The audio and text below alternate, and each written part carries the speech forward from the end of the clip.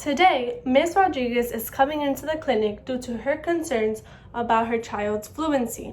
During the interview, she believed that her child's stuttering was caused due to her disciplining her child a few weeks ago. Good morning. How are you? Good, and you, ladies? Very well, thank you. Welcome. Hi. That's Amelia. Say hi. Amelia, you're very beautiful. Okay, good morning. Nice to meet you. This is Barbie. Hi, nice to meet you. And this, my name is Liz, and we're gonna be your SLPs today. We're going to see little Amelia, and this is my mother. Grandma. hi, Grandma. Hi. I'm so glad to have you here today. Okay, Mom. Amelia, Well, let me see if she wants to play with some toys here. of course. Amelia, do you That's a want to great play with idea. some toys? Go play. Let me show you my toys. Aww. Play. Play with Barbie. She's the best. Sit down. Wow, that's really good.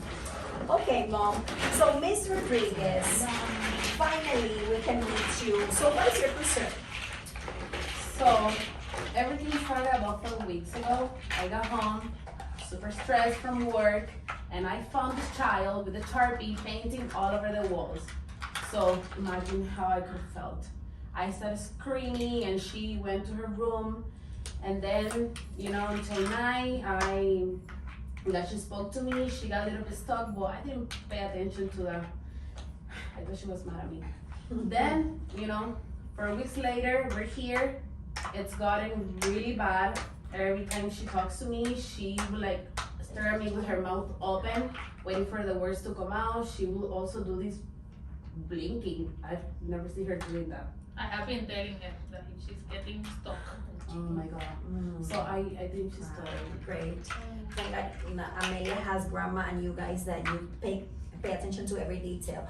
Okay, so as per the questionnaire that I have from you, Mom, it seems like Amelia has a medical history that is perfect. She had no complications when she was born.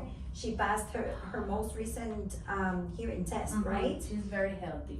Perfect. So she has not had any recurrent ear infection episodes. No. But I have this additional question, Mom, and this goes to Grandma too. Do you have any person in the family who stutters?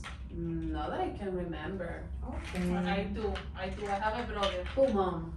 your uncle. He lives in Cuba. I've never heard him talk like that. But he does. He gets very stuck. It's very hard. It's about 2 hours until you get him something out from. He gets very stuck.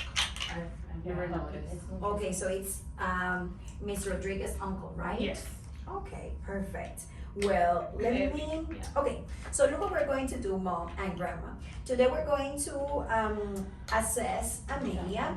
We're going to assess her, but before doing that, is she going to the daycare? She is, and one of the teachers is the one who brought it up and Stop. This is like this every time. No authority, no authority. It's Mom. so frustrating. Aw, Did you Amelia see the last time that I yelled at her? How she got? Yeah. Do you You want went to this? the worst? Yes. You do. You want it? Here you go. You can have it. It's yours. Play. And this is like this. I hope She, well, like I was telling you, one of the teachers brought it up, and she also told me that she was misbehaving, hitting the other kids, biting them, throwing all of the toys. I don't know. I think I'm gonna have to change her from daycare because I don't like that teacher and what she She's told very me. naughty. She's very naughty. Amelia seems to be like a very smart girl. So we're gonna look, Mom. This is what we're going to do, Grandma. You guys. So what we're going to do today is that we're going to assess Amelia, so we can make sure what she's having is maybe something developmental, or we want to make sure that she's doing her joint attention, and we want to make sure that she's doing her right pretend play. So Amelia is exactly how old? She's 3 years. Yeah, she's gonna be 3 years. Yeah, I can see her birth date here.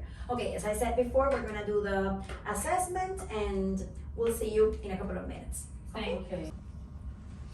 So we're back. So So how did she do? Amazing. Amanda is a great girl, and she actually had a great performance in the assessment. So Barbie and I, we were just observing the way she behaved and the way she basically spoke and the way she used her words, and we can definitely say that she has some disfluencies. At this point, we cannot determine that she has a stuttering defined by itself, but we, yes, can define that she has something that is called borderline stuttering. Does it have a cure? Well, that's a very good question, Mom. Stuttering is not an illness, so we don't talk necessarily about a cure. It is just a fluency disorder that affects kids, and it's more common than what you actually believe.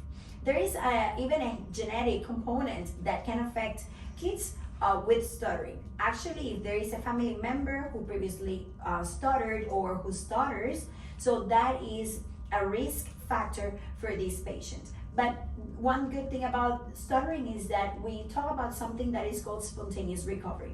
Spontaneous recovery is basically the ability that some children have to recover from the disfluencies or the stuttering with no treatment or with treatment but before age 6. Actually, borderline stuttering is defined by core behaviors. But what are core behaviors? Well, core behaviors are those, the repetitions, the blocks. What are blocks?